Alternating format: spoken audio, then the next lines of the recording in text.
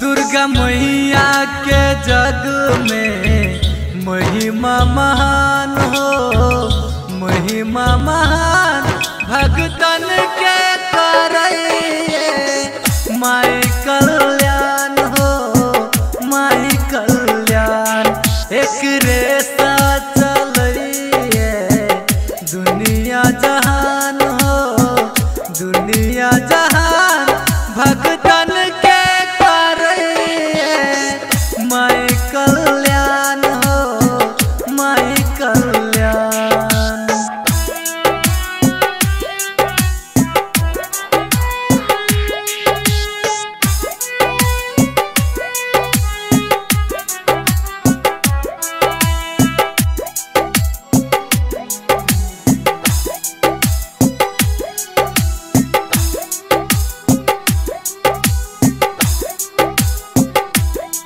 घर उजराल सबके बसावत माँ, तीन लोग के देवी कहावत माँ।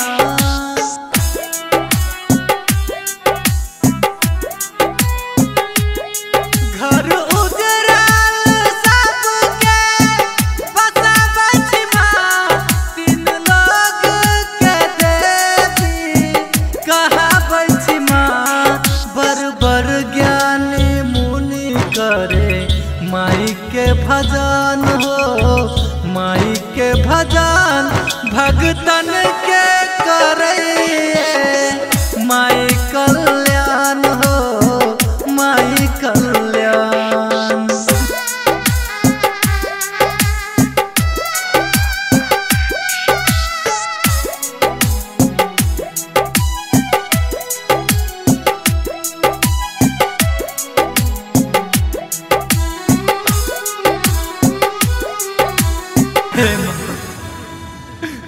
दर्शन दू माँ, दर्शन दू।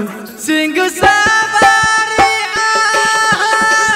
करत माँ, दिन दुखिया के दुख हरत माँ।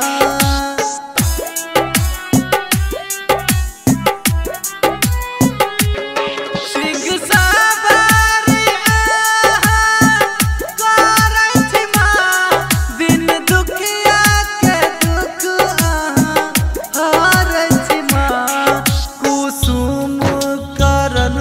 एक बेर दियो ने ध्यान हो, दियो ने ध्यान भगतन के करे।